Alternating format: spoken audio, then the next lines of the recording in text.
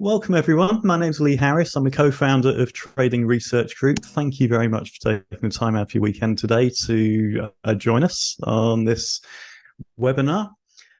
We put this together based upon the news that came out last Friday, so a week ago yesterday, about the CFTC taking action to freeze the assets of My Forex Funds. So they are a prop firm, an evaluator in the Forex space. And last Friday, there was a press release from CFTC. Quite interesting. We'll go through some of that in a bit more detail. I spent last weekend reading the details of the CFTC's case. It's available to download from my website. I'll put the link out there a little bit later on in the presentation.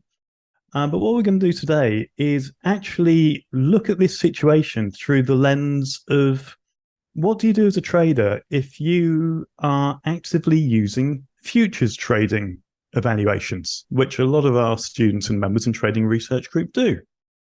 So we're not going to highlight any specific company in that space. After I really dug into the detail last weekend, I took some specific action relating to my own trading. So I'll be going through the actions that I took and how I decided to come to those actions and drew the conclusions that I did. We're going to run this. We're normally very interactive on our TRG events. But what we're going to do, so that we can stay focused, some of this is quite technical. There's bits of legalese, there's legislation, etc., which we'll be looking at. So in order that we stay on track, we've actually disabled the chat, I believe, Jonathan. So we'll disable the chat until the end. So we'll present the material, the facts, and a bit of interpretation and opinion. And then once we wrap up the presentation section of today, we'll open up the chat and we'll allow for a bit of back and forth. We can unmute. We can turn it into one of our roundtable formats as well. We're not going to get into any, specific guidance for you. This is all about sharing some information and opinion with you so that you can start to do your own due diligence and form your own opinions. But we'll make it interactive as we go towards the end. Having said that, we will have some interactivity, some polls, some information gathering as we go through, because it helps us to understand who's here. And we want to see your reaction, of course, to what we're doing. So that's going to be the format. I expect we're going to go for about 45 minutes on the formal stuff. Then we'll get into our roundtable kind of section for the event. So, full disclosure, as Trading Research Group, we are an educational organization.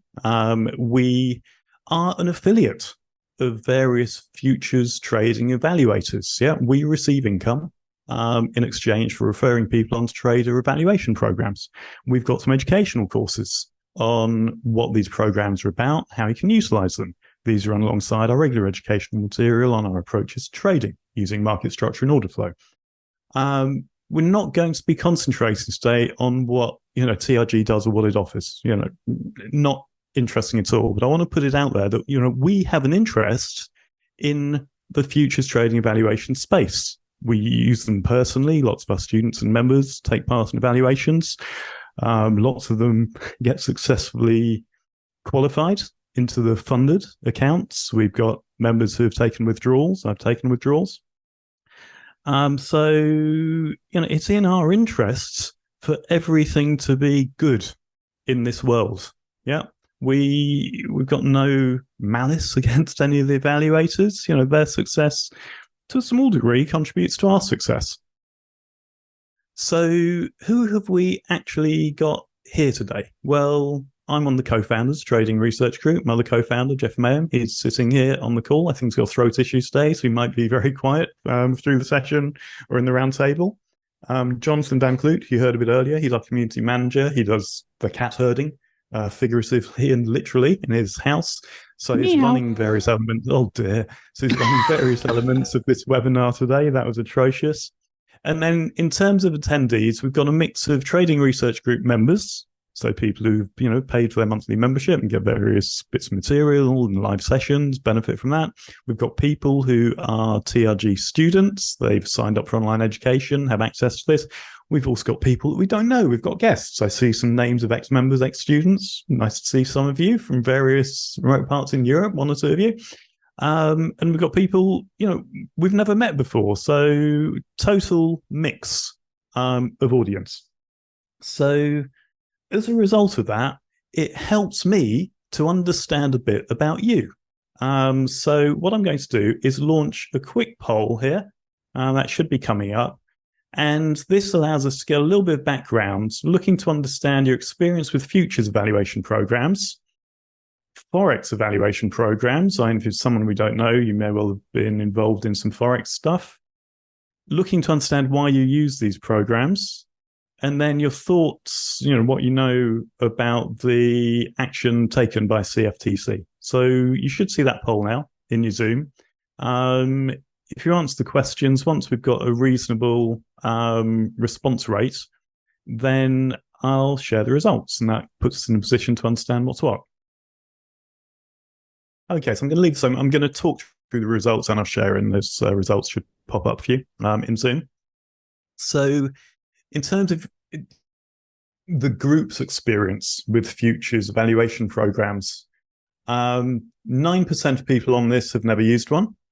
9% have either been through evaluation or are in evaluation but have never been funded. 57% of people, that's interesting, have been funded but have never taken a payout. So that either means you were in a funded account and you blew it up, or you're in a funded account but you haven't yet reached typically a time threshold or a monetary threshold to facilitate you taking a payout. And 26% of people have been funded and have received at least one payout. That's good. So majority, on aggregate, have got through the evaluation phase. And within that group, the majority have been funded but not taken a payout, either through failing some rules or just not reaching that threshold yet. And then because that was specific to futures and the CFTC actions against Forex Evaluator, I just wanted to check, especially with some of the newer people, our guests on this call today, same questions, but relating to Forex evaluation programs. Majority, 90-odd%, haven't used one. They don't trade Forex. One person has been funded, never taken a payout. One person has been funded and taken a payout. Okay. So then we're looking at why people are using evaluation programs. 17% can't fund a real cash-funded trading account to the level required for their trading. Same amount, they are able to deposit enough into a cash-funded trading account, but they don't want to put their own money at risk. 52% are looking at this actually in a lot of the way that we talk about within Trading Research Group, that the amount of drawdown they can get versus the cost of the evaluation and the funded fee is a better use of their money than funding a cash account. And 13% don't use any of these programs. So most people here are looking at this as ROI. Yeah, if I can spend $200, pass an eval, and get to 2.5K drawdown, that's good bang for your buck. Yep. And then final question, do you think the CFTC action against My Forex Funds presents a risk for the trading evaluations that you use? 57% yes, 26% no, 17% don't use any of these programs. So just over twice as many people think it is a risk as don't. So, okay, we've got some interesting stats. The standout for me here is that most people on futures programs have been funded but never taken a payout. And there's obviously two reasons why that could be. And although twice as many people think that there is a risk out of this CFTC action, decent amount, half that amount, don't. So I'm just going to end that poll. I'm going to share the results, so that should appear for you now in your Zoom. We'll just leave that there. And we will continue. So let's start with what actually happened. Well, on 29th of August, the CFTC were granted a restraining order. Yeah, they were able to freeze the assets of My Forex Funds. An administrator was appointed. They've been granted permission to, really go in deep and look at the operation of this business. And what's interesting as well, when you start to read the case that's been put forward, and I recommend you go to the CFTC's website, look at the press release, There's links to a couple of documents there. You can download everything that's public and related to it. There's quite a lot of inside information there. They've got transcripts of emails, transcripts of text chats. A lot of the CFTC cases start from whistleblowing. So you maybe start to wonder, how has some of this information originated? Is it led by consumer complaint? Is it led by someone on the inside? Is it led by a supplier, a trading partner? Don't know. But the fact that, prior to this action, the case has been built using inside information, emails, text chat, etc. That's quite interesting. Somebody's been disgruntled. Now, key points here out of the press release were the defendants, My Forex Funds, their assets have been seized. Basically, the business is not operating. If you're a funded trader there in your funded account, you're not getting a withdrawal. Yeah. The business is not operating. Big part of the CFTC's justification for the asset freeze was they believe the business is likely to continue in its current form, doing things that they think are in violation of various regulations. They think the owner of the business, who operates both in the US and Canada, is in a position to potentially take money out of the business. So they are looking to freeze the business to protect the money that is there and looking at possible ways of dealing with restitution based on fraudulent activity. Now, one of the key points that we need to be thinking about as futures traders is what I've highlighted towards the bottom. There's a quote from the press release, which is basically, anyone offering or entering into leveraged retail commodity contracts off exchange is acting in clear violation of the law. And one of my motivations when putting this together was the reactions, the limited reactions I've seen within the futures trading evaluator space have really focused on angles like, oh, but that's Forex. We deal with futures. And we'll get into that a bit more. So I wanted to highlight this up front and, keep this concept in your mind, which is anyone offering or entering into leveraged retail commodity contracts off exchange is acting in clear violation of the law. This is something in the futures space, I believe, has not been looked at very carefully and is important. And in terms of, who are CFTC, we've sort of glossed over that. They're an agency of the US government that regulates US derivatives market. It's worthwhile, visiting the CFTC website if you're a broker or a CTA, commodity trading advisor, or you operate a commodity pool, or you're a swap dealer. There's various classes of professional participants within the derivatives market that must be registered with the CFTC. Some elements of registration are dealt with by the NFA, National Futures Association, which is more industry-led, and it's like the CFTC will delegate some tasks to the NFA. But CFTC is a government agency. Yep, there are laws relating to derivatives trading, and the CFTC is the agency that regulates and enforces those rules. So, this is non-trivial. You really don't want to be involved in a CFTC action, I would say.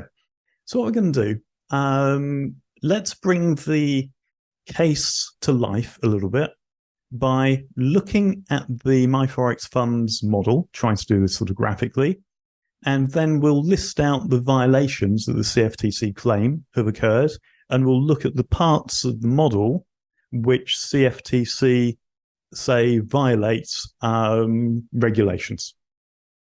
So, in the middle, we've got My Forex Funds, Forex Evaluator.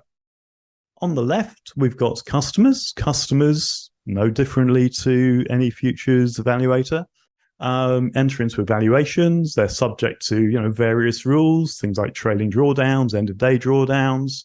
Once you're funded, there is a percentage split on your earnings. The accounts that you trade have commissions deducted from them. This should all feel, quite understandable, quite comfortable. In the Forex space, MetaTrader is the most prevalent infrastructure. It is both a front-end trading platform but there is also a broker platform.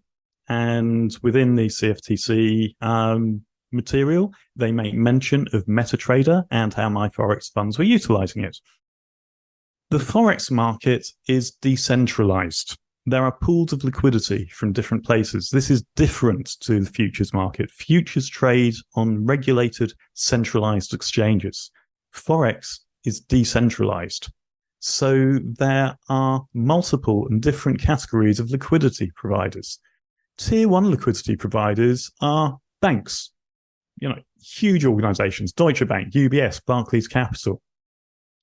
So they are doing a lot of stuff between each other. Billions and billions. If you are trading Forex through a retail-oriented broker, the broker is not accessing this pool of liquidity. You certainly are not.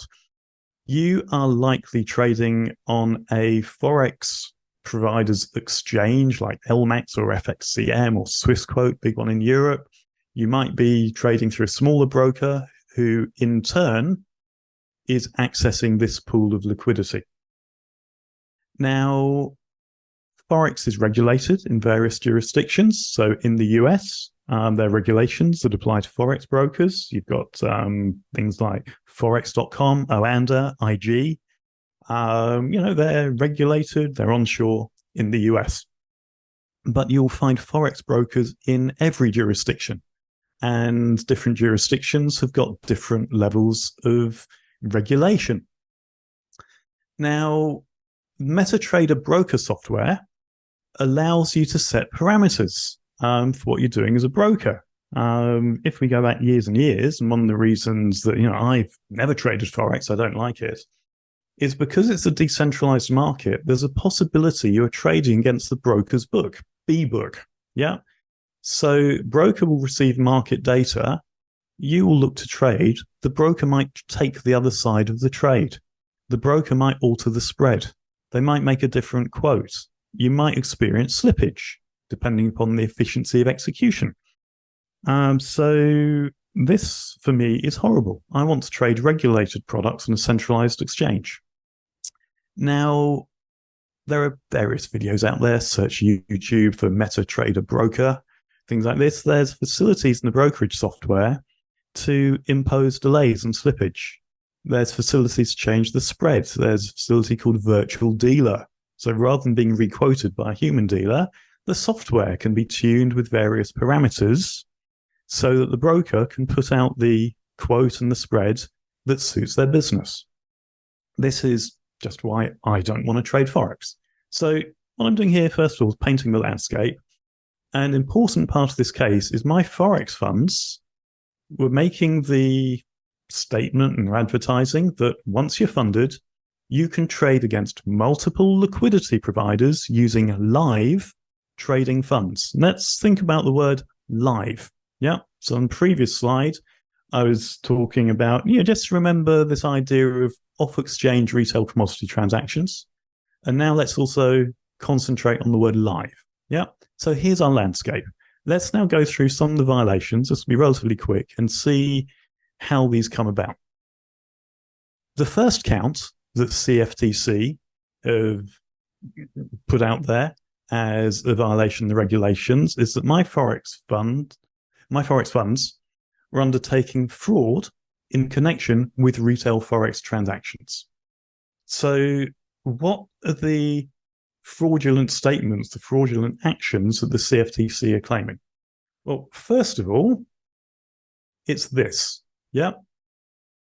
They've looked at the business model and they're saying it is not the case that once funded, you were accessing live funds to trade against third-party liquidity providers. What was happening is that for funded traders, My Forex Funds effectively were acting as a broker using facilities in their software. There were a handful, if you read the case, I think it's something like out of a six-figure quantity of customers who went through evaluation, about 25,000 got to the funding stage. Only about 100 ended up having their trades actually sent through to a, quote, real Forex broker. The vast majority were trading on a, let's call it a virtual brokerage, a sim, maybe a live sim, operated by My Forex Funds.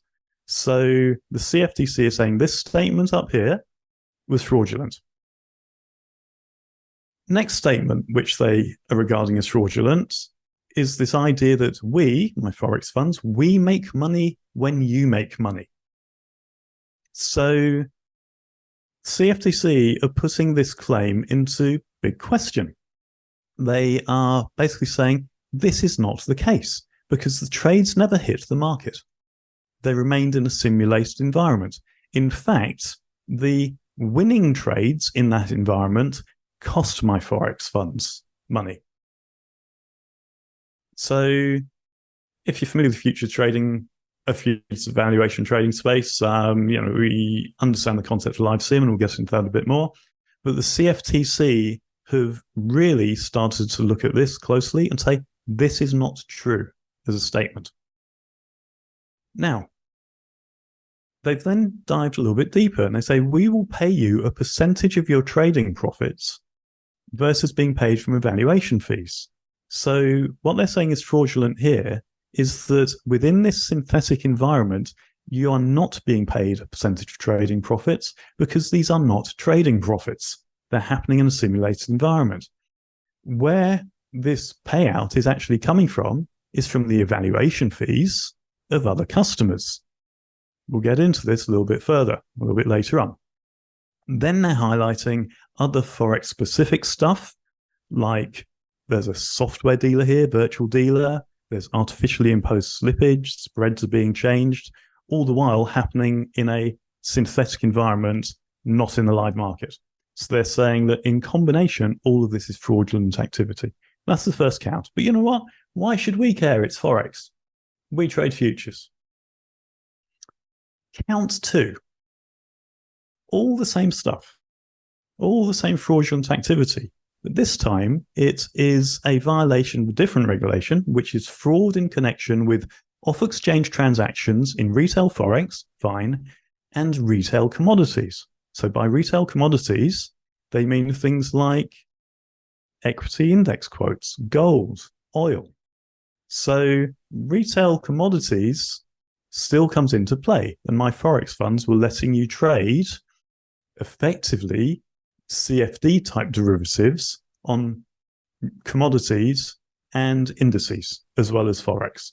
So this should start to sound a little bit familiar. Okay, a lot of us trade indices. What's going on here? All the same fraudulent activity. So the CFTC have picked up on that. And it all stems from the fact that the vast majority of funded accounts were not hitting the market. Counts 3 and 4. My Forex Funds were acting as an unregistered retail Forex exchange dealer.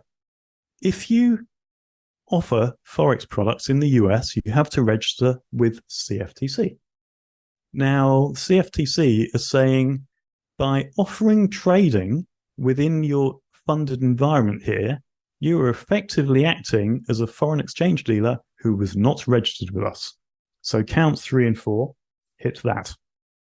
So this is aside from any fraudulent statements, whatever else. As far as the CFTC were concerned, My Forex Funds were acting like a brokerage, and they weren't registered.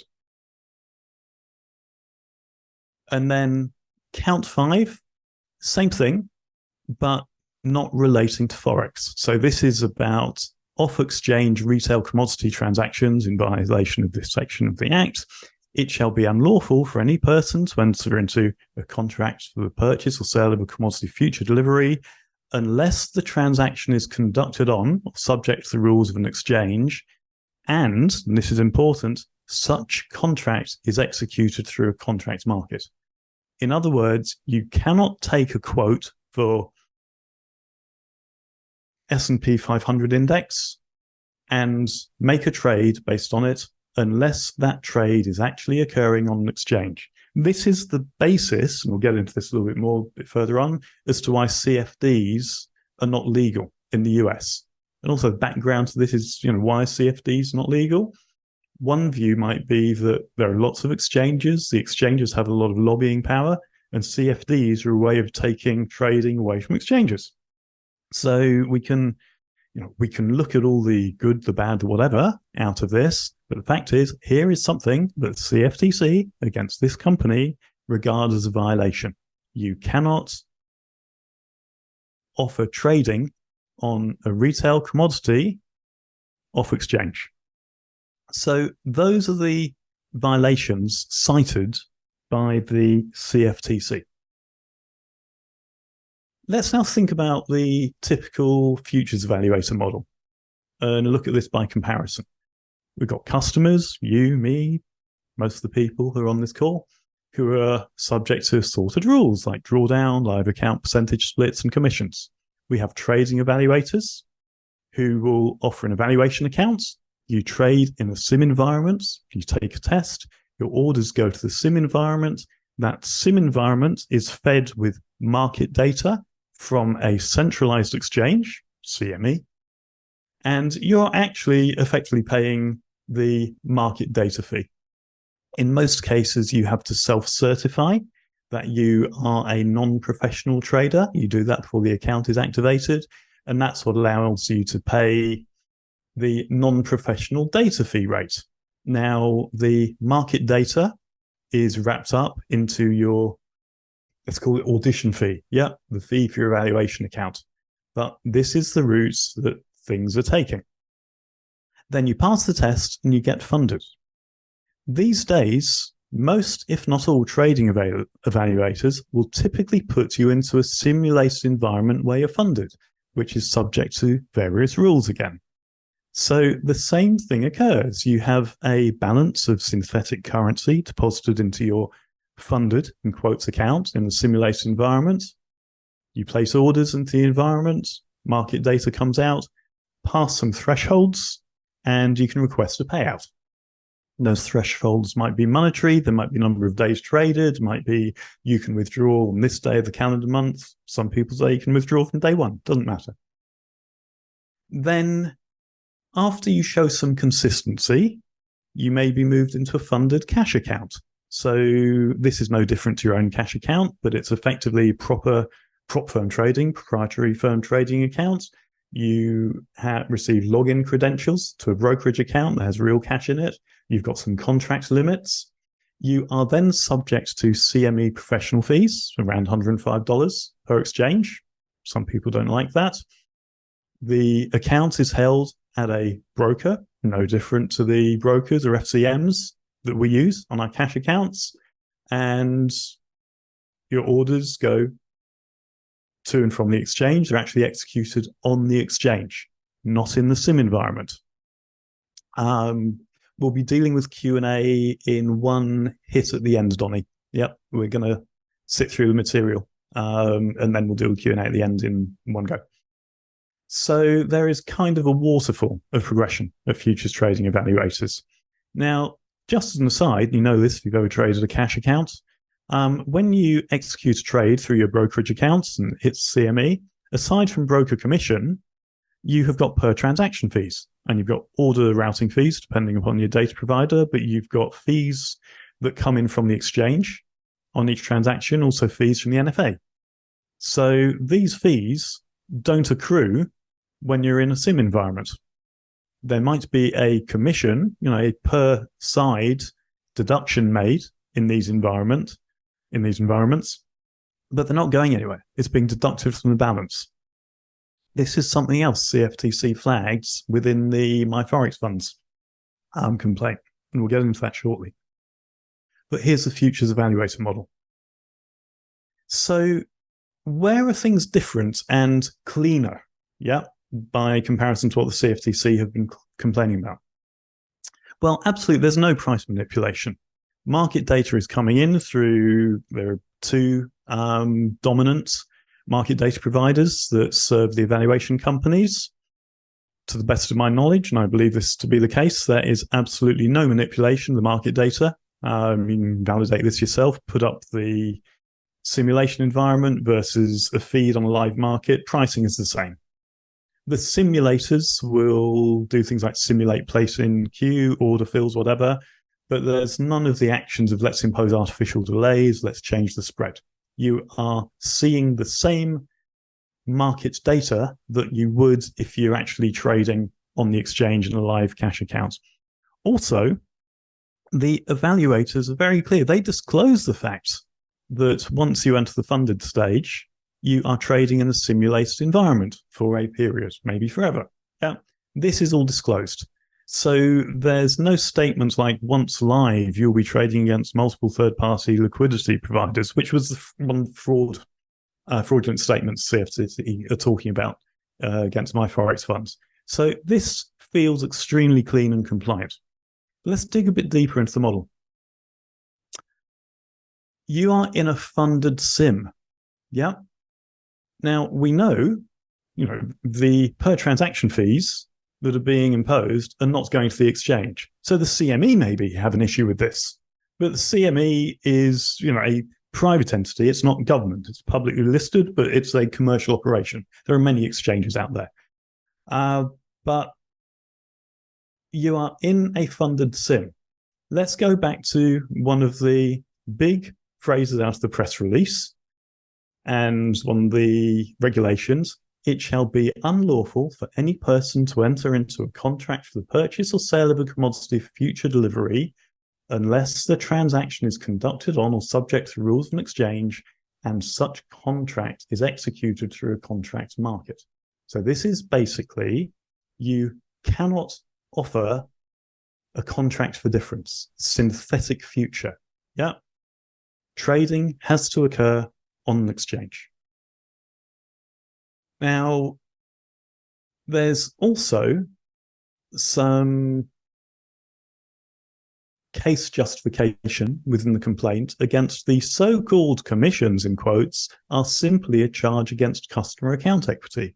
So the CFTC are highlighting the fact that when you're in this synthetic environment, trading in this synthetic environment, the commissions imposed per transaction aren't real. The provider of the synthetic environment isn't carrying through, they're not being charged any commissions from the brokerage they're trading with or the exchange. It's a deduction. Now, okay, it's there to simulate a realistic trading environment, etc. But CFTC's analysis of what was going on at My Forex Funds are saying this is a charge against customer account equity, being dressed up as commission. They're also thinking about who is the counterparty in this environment.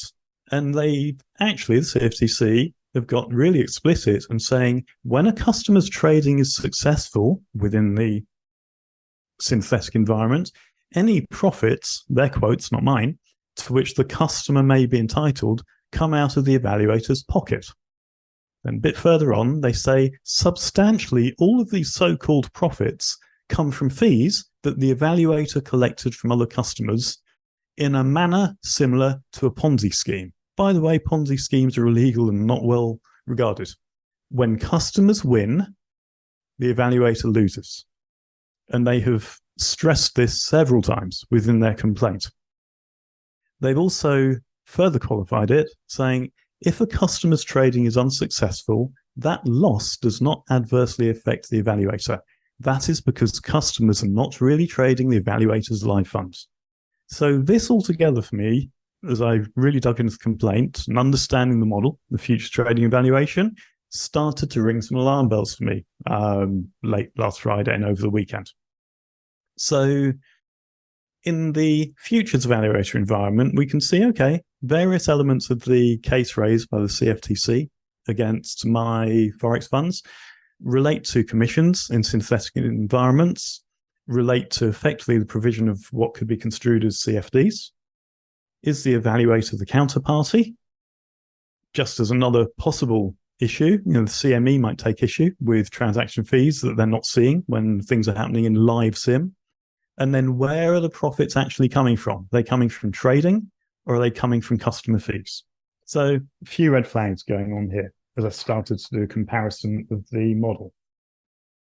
Now, let's have a look a bit more at this idea of what constitutes an off-exchange retail commodity transaction. The SEC took action 8 years ago now against a company in California. You can read the press release here. You've got to go digging a little bit to understand what's going on, but as far as the SEC is concerned, a contract for difference is regarded as a swap. So a swap is a type of futures contract. And we can think about a futures contract as being, if I buy now at 100 and I sell later at 110, even if later is 3 seconds later, then the difference in price represents what I make, what I get paid. This is a contract for difference. So in the US, these are classified as swaps. So Dodd-Frank Act, quite significant, implemented 2 key requirements for any security-based swaps. So a contract, for example, based upon the value of an equity index settled in cash. Any security-based swaps offering to a retail investor who doesn't meet the high standard of an eligible contract participant defined in the law. In other words, you are a swap dealer, and a swap dealer is an entity that must register with CFTC.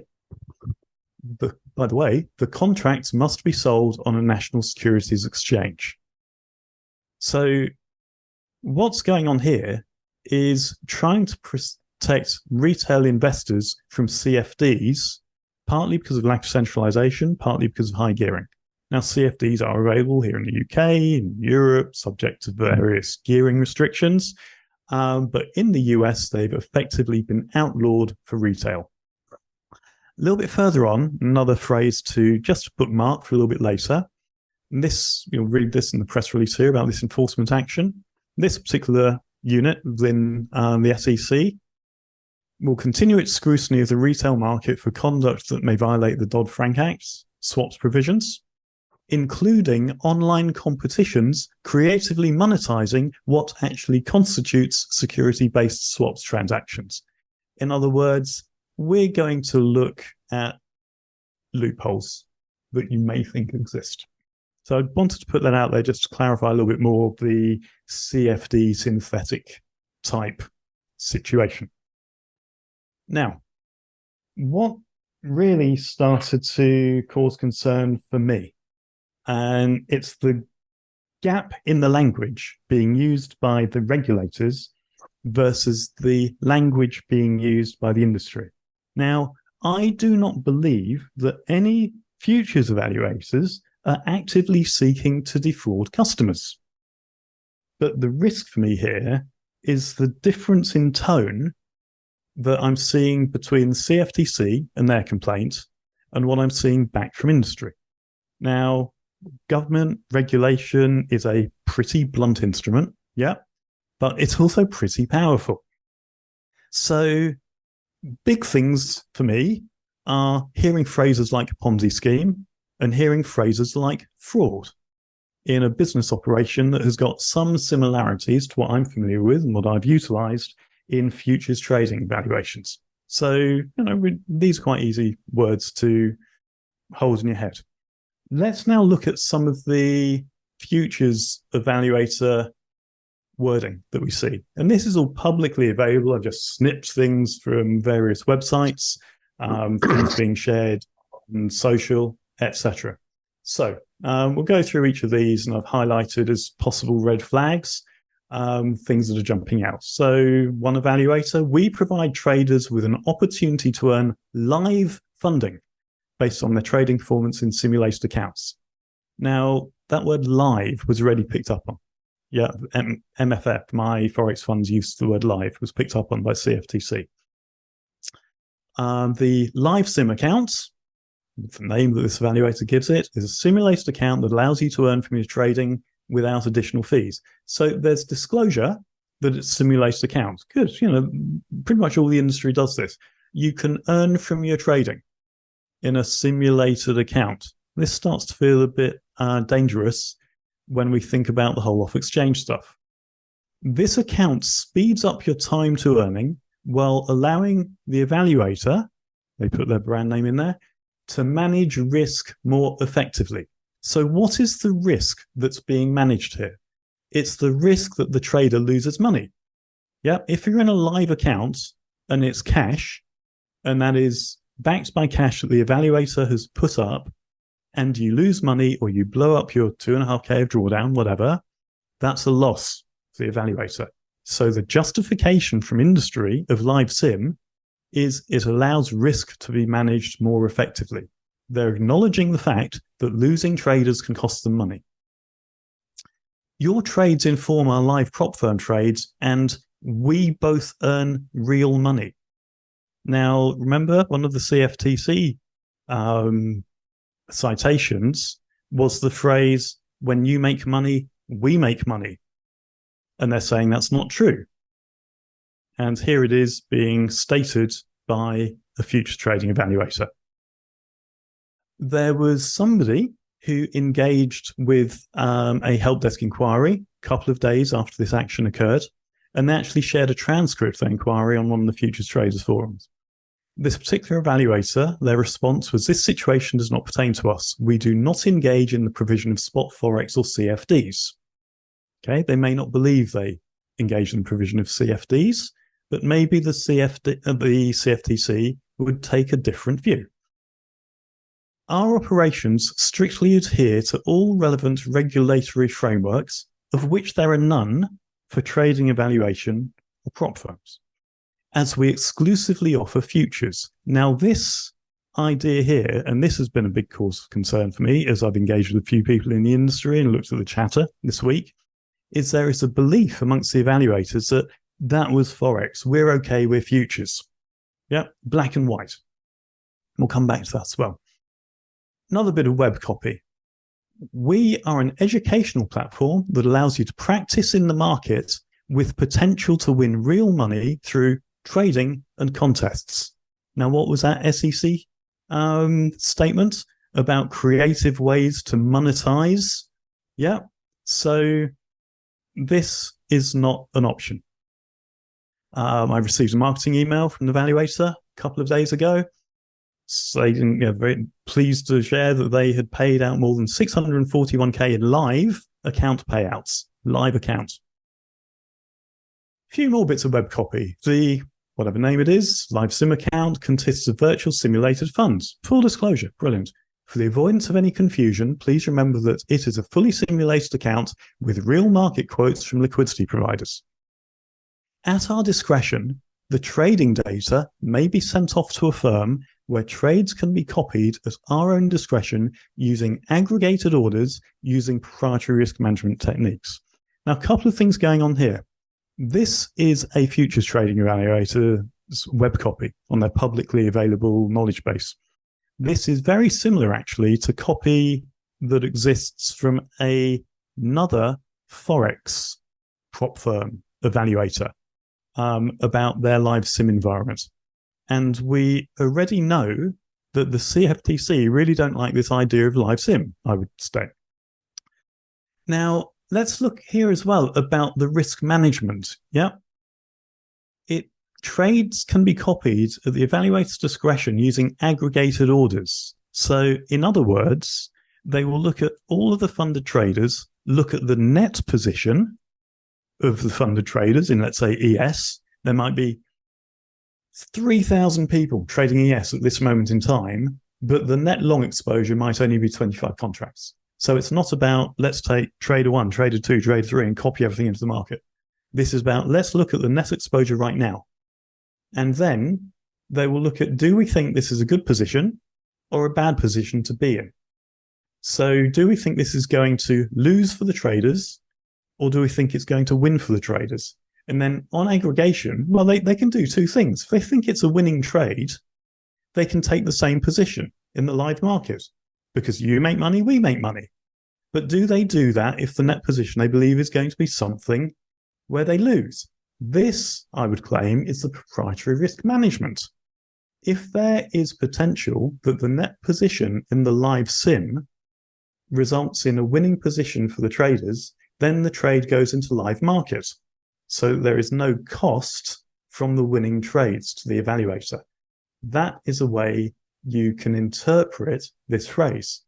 Now, maybe it's not the case. Maybe every trader, their trading is looked at and it is backed directly into the live market. But then why are they not in cash to begin with? So read through actually what this may be saying is happening, but using phrasing that could be construed to imply something else. Another bit of web copy also about live sim. We use live data performance counts. Initially, they are in sim, but you still get paid the same way. Great.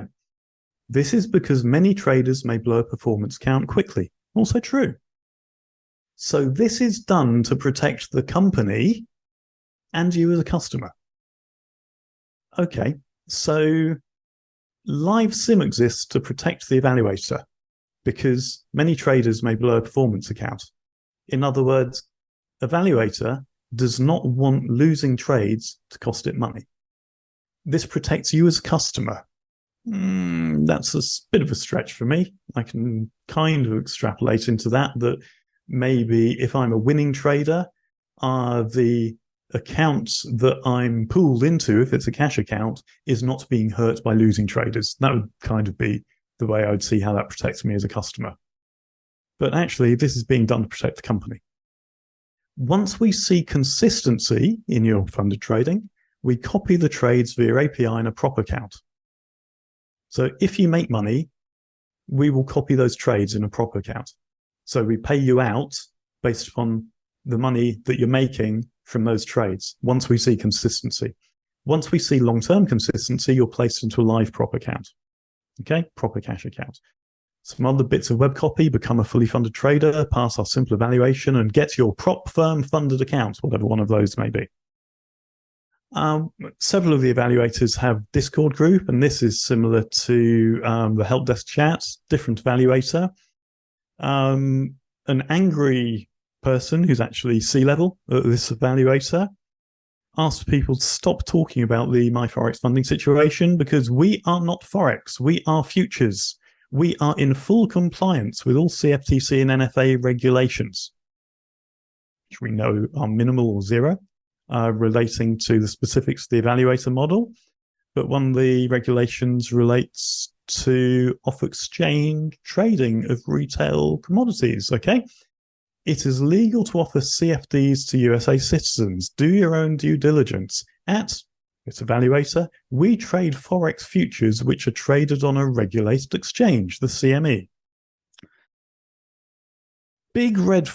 Some red flags for me here is language. Nice and simple, really clear. Big claims from the blunt instrument that is the enforcement of government regulations versus how can we position our offer in ways which should be compliant with regulations.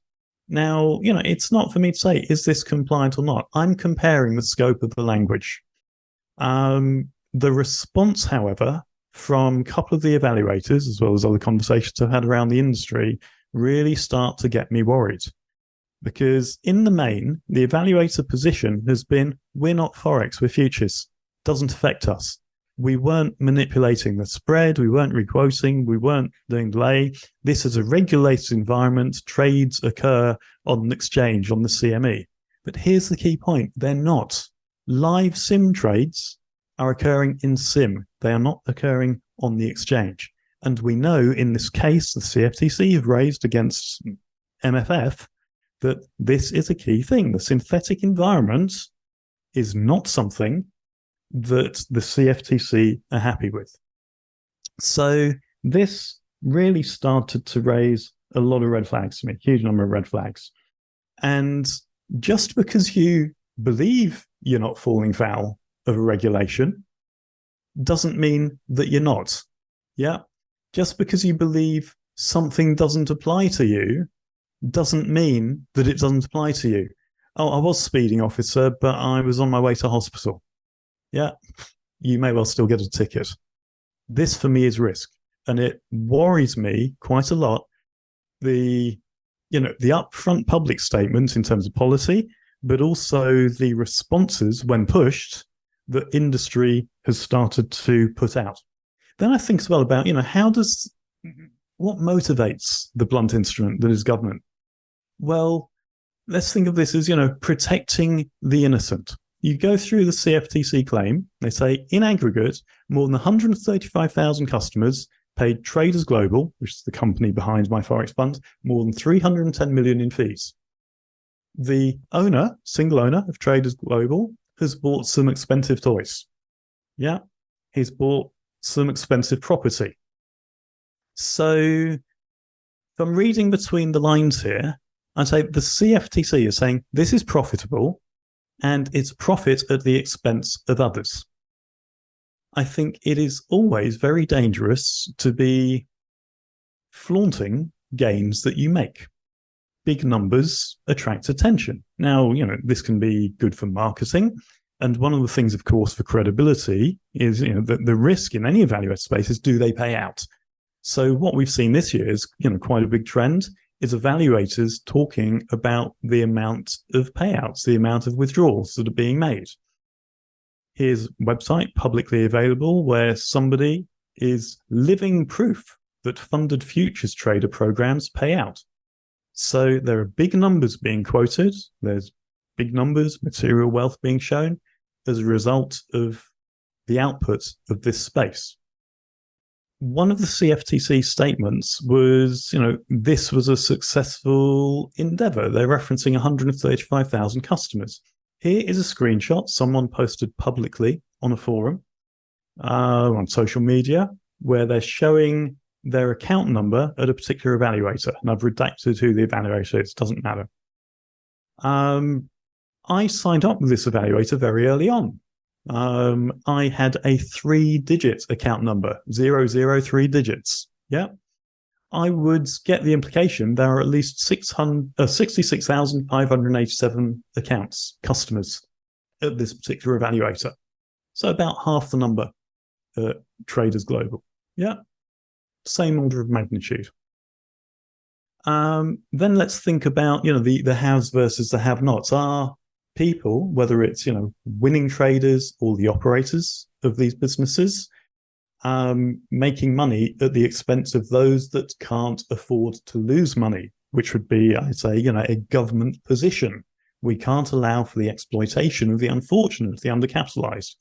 So here on a particular evaluators group, I've had over 500 evaluation counts and 100 funded accounts. Probably over $24,000, has been spent. A lot of money. We've got similar things. I have a question. I've got an account that is due for funding, on the 6th of May. Do I have to pay the monthly fee or the activation fee before the 6th, or can I wait a week or two to pay the activation fee on the account? Read between the lines, I don't have the money for the renewal or the funding right now. And you see lots of these kind of things. My only current solution for anyone that's going to pass an evaluation, doesn't have the funds for data fees when it's time to sign the contract, take a small loss until you're slightly under profit target. Once you know your funds are on the way, go ahead and hit the profit target. And we're talking here about, sub $100 per month, or maybe $150, $200 one-off fee. So undercapitalized things. Once you pass your evaluation, what's the time frame to actually pay for the funded account? For example, let's say I got 20 different evaluations and I pass them all, but I might not have the money to pay for each individual. How do I go about that? Now, I'm not saying here anything is right or wrong. I'm trying to look at this through the lens of government enforcement agency seeing big numbers, seeing big customer bases, knowing that people are making money. And what's the customer base feeding this? It's customers that maybe don't have money, let alone the fact they're using words like Ponzi scheme, which implies that people who are making money are being paid from the proceeds of people feeding the business, not from trading profits. So again, for me, big red flag. Does the government maybe think about taking a view of we've got to protect the innocent here? Now, let me reiterate, I do not believe any of futures trading evaluator is actively going out to do anything fraudulent. In some cases, I think they think they're in full compliance with the regulations that the CFTC look to enforce. That's all fine. That's none of my business. But what is my business is my utilization of futures trading evaluators. So once I really started to dig into this last weekend, I took the decision earlier this week, basically to exit all my funded accounts at futures trading evaluators, and I decided not to participate in any more evaluations trying to get any more funded accounts. There was a point earlier this year, I had over 50 funded accounts. Yeah. The risk always, of course, is, are you going to be paid out? I've had payouts. I've made withdrawals. I've got different views on the efficiency of different companies' back office operations. Sometimes I felt a bit twitchy as to whether I'll get a withdrawal. Sometimes it's been perfect, totally seamless, everything that's promised. Yeah. So that's about the efficiency of the business operation. I've had similar experiences with actually affiliate earnings out of these companies. Some companies, boom, on the day. Sometimes they beat the day. The affiliate earnings that we accrue just land. Others need chasing.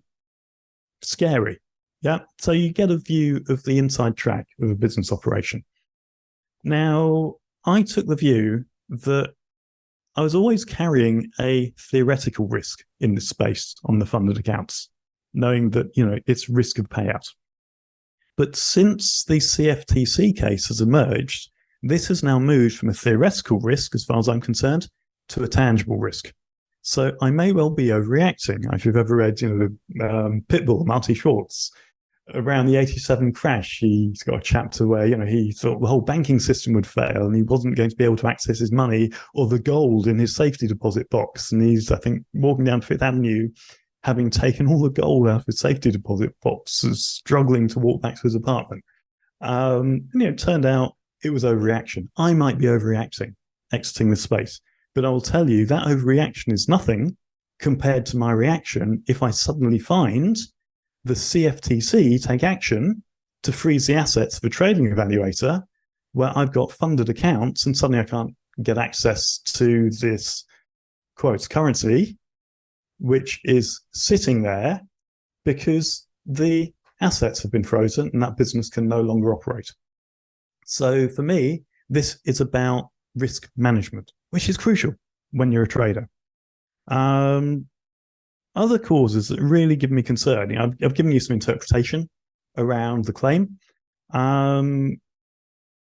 If I look at the industry, for me, the silence from the evaluation companies is deafening. Nobody running a futures trading evaluator has come out proactively to their market, to their community, and said, we are aware of what is going on in this CFTC versus My Forex Funds case. As far as we are concerned, this does not affect us. Against these specific counts, here, and here, we believe we are compliant, and here is why. Or maybe they're saying, we have looked at this, and we are in conversation with CFTC to ensure legislative compliance, and we will take whatever measures are necessary in order to ensure that we are not at risk of similar action. If I heard something like this, I'd be delighted. Right now, there is nothing. I see help desk transcripts. I see some social media responses, which, as far as I'm concerned, are inaccurate interpretations of the rules. So that's fine. I really don't mind if these companies believe what they're doing is right. That's okay. I take a different view. I think there is a risk. Now, the effect of this risk playing out has already been seen at My Forex Funds. Boom, yeah, assets frozen. It's not like they're going to come knocking and say, oh, in 2 weeks' time, we're going to go and take a closer look at your business. Yeah, they want to ensure that nothing leaks out of the operation. So I don't want to put myself in a position where the balances in funded accounts that have taken time and money to accrue are suddenly taken away from me because of the way in which a company interprets rules or chooses to operate its business. Now, aside from that, and the silence being deafening, what I've also seen is on various social media groups, which are either officially run by various evaluators or unofficially run by affiliates, discussion about this situation is either being censored or deleted or being met with responses which are broadly, this is not Forex, this doesn't affect us, we're trading futures on the CME exchange, which is not the case in live sim. So this lack of understanding, the silence, and my interpretation of the case is enough for me to say, you know what, for now, I'm not going to be using evaluators. And it is that decision for me, and the fact that we, have a student and a membership group, where we, in the past, we've even facilitated discount deals. We share what the latest deals are as well within our group. We've got lots of people who have been funded and taken withdrawals. It is not right for me to not share my position and my analysis with my community when I've gone through it, which is the purpose of today. So what do I think could be an outcome of this in the future space? Possible direction, I think, could be live sim as funded disappears. And actually, this is where this whole space started 10, 15 years ago. This is what I would refer to as a proper prop firm. So I think in the future space, we may well see you've taken a valuation, you pass the evaluation, you get put into a prop firm account, which is a real account at a brokerage, and you pay professional fees and you trade. But the implications of this are a funded trader that loses money will cost the evaluator money. Profitability is going to reduce. Now, we've seen over the past year, 2 years even, this space and futures trading evaluation has got really, really aggressive. 90% discounts, $3 evaluations, flash sales, one-time funded fees, not monthly fees. And we've been saying for a while within Trading Research Group, you make hay while the sun shines, but we don't think this is going to be sustainable. It's kind of race to the bottom. So I would say we have been given a very fortuitous warning by the CFTC action. And for me, I'm de-risking right now. I may be early, but I feel like I've been riding a trade. I'm taking my profits now. I'm going to see what happens and what the market does. If we move to this kind of model, now there's one evaluator that operates online that they put you into an evaluation.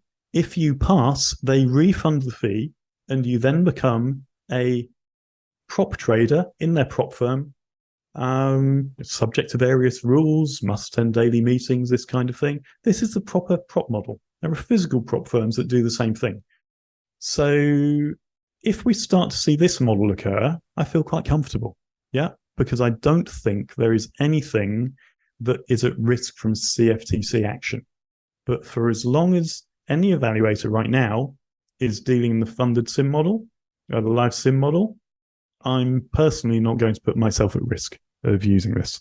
Might be an overreaction, but I would rather not take that risk. I feel like, a trade, I've been running a trade for a good amount of time.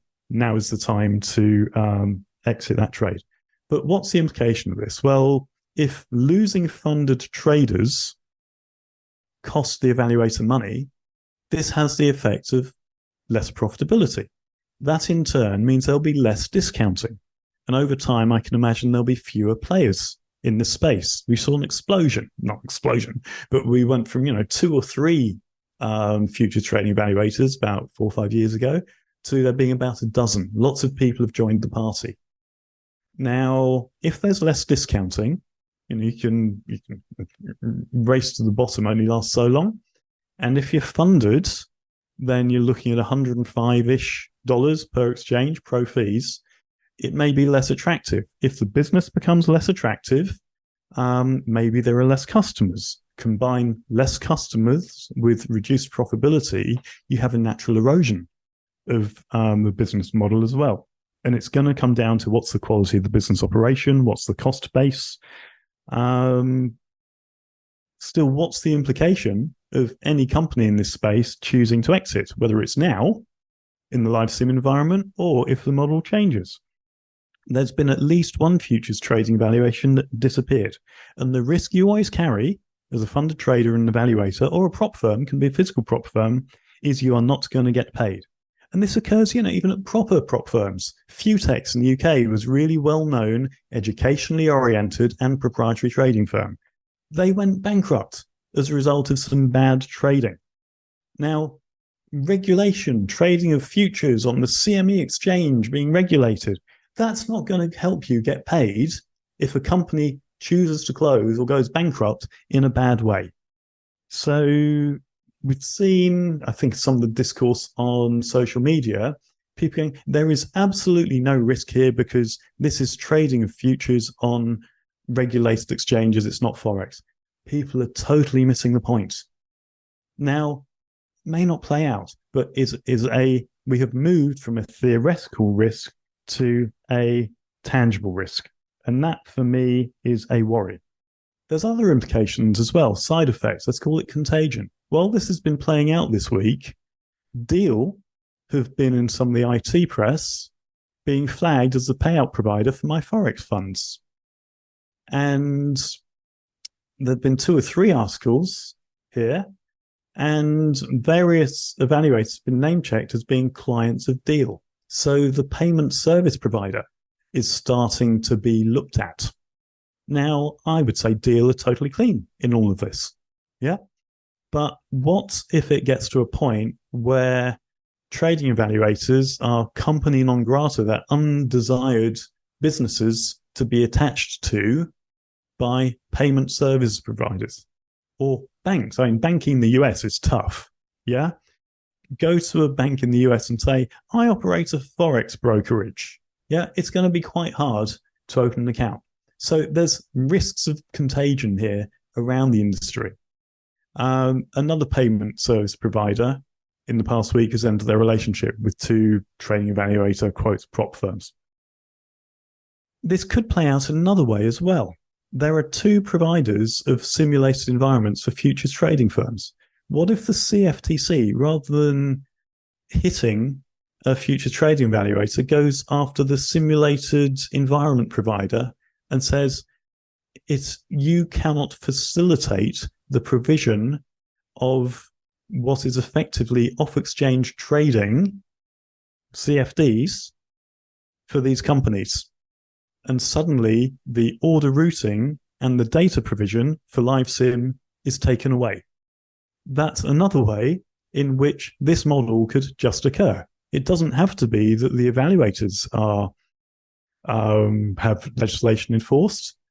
What if this environment has some enforcement action taken against it? That touches the whole industry in one fell swoop. So also something to consider. So that's my view on what could play out. And that was really the thinking behind my course of action in the past week after I dug deep into this case. Might be massive overreaction. Might be like Marcy Schwartz sweating my way down Fifth Avenue, laden down with gold. And I'll tell you what, my balances were nothing like that.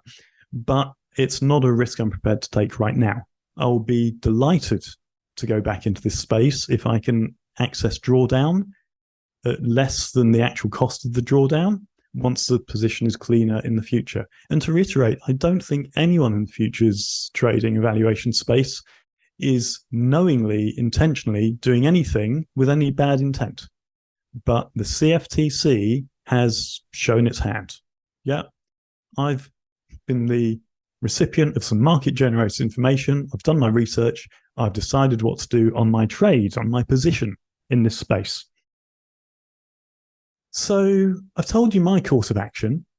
Things you might want to consider, though, are what's your course of action? Now, if you're in an evaluation at the moment, you're on the hook for what, $30, $50, $150, fine. Very, very low risk. But if you're in a funded account and you've taken some withdrawals, great. If you're in a funded account and you haven't taken some withdrawals, well, as ever, I would never be looking in any evaluator to build my balance up to $10 gazillion. I want to take the largest possible withdrawals as quickly as I possibly can, because as with any prop firm, which can also be physical, traditional prop firm, there's always the risk of a problem occurring. So I would suggest that if you are in a funded account as an evaluator, you start to think about how do you minimize your risk of not seeing that financial return on the time and the money that you've invested. If you are looking for funding, in other words, a better return on capital, what else might you want to think of? Me personally, I'm not going to be entering into any more evaluations until the situation is clearer. This potentially hurts me by saying this. I lose a nice bit of gearing that was available to me on evaluations. As an affiliate of lots of these companies, if lots of other people take the same view, we will see lower affiliate earnings. So be it. That's the nature of the industry. This is what it is. But a lot of people go into this as well because they don't necessarily have the capital to fund a proper cash account to trade in the way in which they want to trade. And I would contend, even if you're going to trade micros, you should really have a trading account that's funded at full exchange margin, even if you're going to day trade. So if you're going to trade one micro, I think you feel a lot more comfortable, less needy, if you do it with $500 rather than you do it with $50 day trade margin or $100. Yeah. If you're trading E-mini, I don't think you should trade a mini unless you've got a 5K account balance. 10K even better. Otherwise, you can end up just overgeared, too much size, and that's how people blow up. And there are people, as we see from the social media posts, where the money is an issue. The cost of getting into a funded quotes account is, let's say, roughly $200, $50 street price for an evaluation, $150, give or take, funded fee. So if you've got $200, it's awkward to trade a micro. I would say look at what you can do in regulated products. There are various brokers who have got futures brokers who have got no account minimums. You can use things like CME event contracts, which are regulated. Now people go, oh, it's binary option, that's rubbish. There are ways in which you can trade using things like event contracts or things like option spreads, where you're not using them in the same way that you would try to trade the outright as the future. We have some education coming on S&TRG, but you can read about that on our website. That's not the point for today. But even if I had low capitalization, I would either save a bit more, or I would ensure I'm only trading at this time regulated products through a regulated broker. It's unfortunate. It feels like we are at a potential pivot within the evaluation industry. But now that the government has shown its hand through some action in a very closely related sector, which I would contend has got some significant overlaps to the environment in which we play, for me personally, I'm not prepared to take that risk. Now, before we open this up to discussion, Q&A, etc., I've been speaking through my take on this situation. I'm interested in your view as to what you think about this. And the first thing which I'm going to launch here is a question about live sim. So with this analysis, the situation, do you think futures live sim accounts are violating regulations? Okay, so I'll share this shortly. 44% of people here, 43% say yes, 11% say no, 7% say hard to say, but I'm not concerned. 39% say hard to say, but I'm feeling cautious. So about 80% of people at least are feeling cautious or think that the live sim is a risk. 20% of people don't think that. And then final thing is I'm interested to get your view, similar wording as well. Final question, what's your view now? And similar thing. Do you think CFTC action against My Forex Funds presents a risk for the futures trading and valuation space? So it's either yes, no, don't know, but you're not concerned, or you don't know, but you're feeling cautious. Okay, one person says no. One person, so 8% of people is either no, or they don't know, but they're not concerned. 67% think it is a risk. 27% feeling cautious. Yeah, I felt cautious when I read the detail. I took action on it, and I felt that, as somebody that facilitates a community of like-minded individuals, and we've all had exposure to this space, it's right to share my thought process, hence why we did what we're doing today. So I'm just going to share those results now. What I would love to see is a really clear position. Nothing would make me happier in this space than an evaluator coming out, presenting their position, saying, this is, you are at no risk because of XYZ, or we have taken advice, or we are engaged with the legislators. That would be great.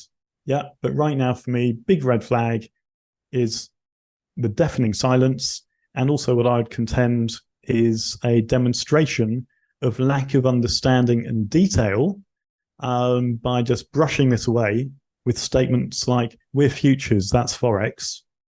And we are trading futures on exchange. I think the whole live sim situation is being totally brushed under the carpet and overlooked.